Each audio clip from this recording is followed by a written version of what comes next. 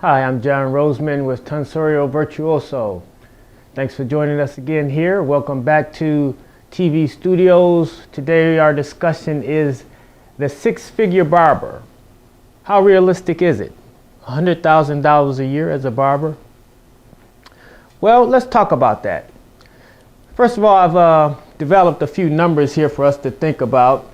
And I got two models here. One, a less aggressive model and a more aggressive working model of 286 days versus a model of 238 working days per year.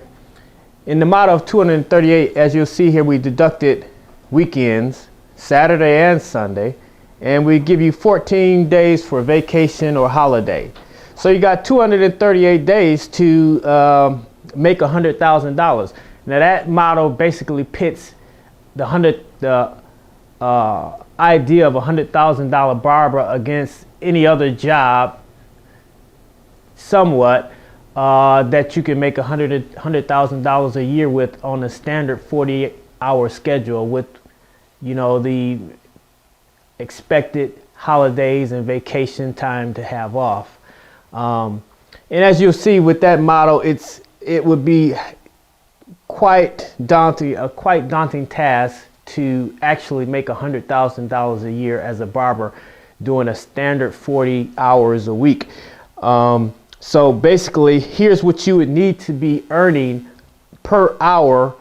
And this figure, keep in mind, is $53 per hour after necessary commission or booth rent.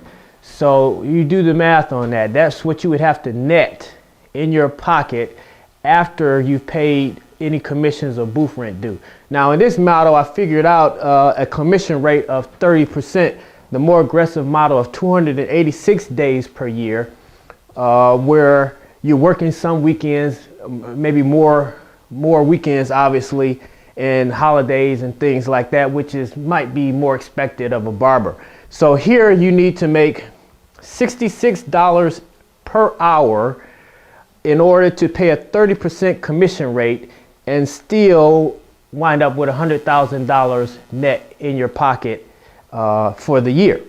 So basically, if you want to look at that in terms of patrons, you probably need to be cutting about 16 heads per day or doing 16 services per day at a rate of $33.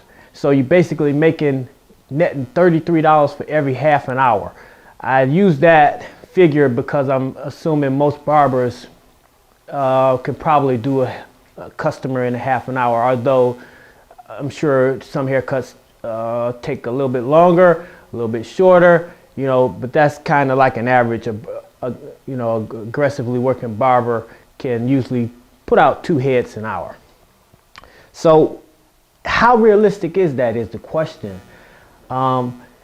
Here's what I've also developed for this talk is that there are a number of factors that would lend itself to that level of income as for a barber. And those two factors basically are location and price point. So when we talk about location, the most critical thing is the demographics as well as the competition. If you got a barber on every corner willing to cut someone's hair for $5, you have illegitimate barbershops, people in their basement. If you're in an area like that, I got to say that it's less realistic. Not impossible, but no matter how good of a barber you are, price and competition matters. So therefore, price and competition, or the price point at which you're able to get, all of these 2 points are basically related. The price point is going to be based upon the level of competition around you, the price point you're able to maintain. If everyone's around you charging, and it could be fantastic barbers, excellent, skilled, licensed barbers, if they're charging half of what you're charging, that'll affect the premium that you're able to command. Now, typically, when it comes to being in a position as a barber or as a salon to command a high premium for your service, you typically are going to be paying a lot more. Whomever owns that business is going to be paying a lot more to be in that location. For instance, a downtown location or a mall location. Those are the type of locations that could possibly generate 16 heads per day, and also the type of locations where you can maintain a premium on your service, because everyone can't locate in those areas. Everyone can have a similar business or barbershop in those areas, but typically you're paying a lot more in rental. And when you're paying a lot more in rental, the commission rate may not be 30%. A person who owns a shop in a prime location may want 50% of your income, 50% of gross sales coming back to the salon. So 30% is pretty much a common or rate that you can probably get just about anywhere, but in a premium location that might not happen for you. Also with barbers, a lot of times they're paying booth rent versus commission. So you have to kind of play with those numbers, get an idea of what you can really realistically anticipate paying in terms of a commission or booth rent. But the location is key. It has to be a location that can generate 16 heads per day. That's quite a few heads. Other than that, the idea of a $100,000 barber is pretty much remote.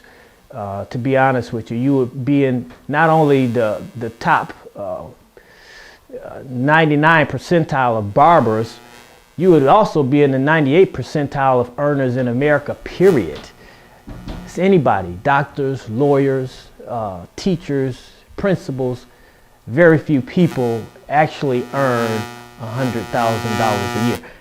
One more thing I'd like to say about that $100,000 that you get after paying that commission is that it still doesn't put you on par with most employed earners of, say, $75,000 a year who are getting benefits. That's a huge discrepancy there. So you may cash out $100,000 a year, but you haven't paid any health insurance. You haven't paid for any liability insurance. You haven't paid for any for retirement savings or a pension plan, 401k. So, and in many cases, an employee might have some of these things put in place for them by the employer. So those are some things to think about when you consider the hype or the idea of a $100,000 a year barber.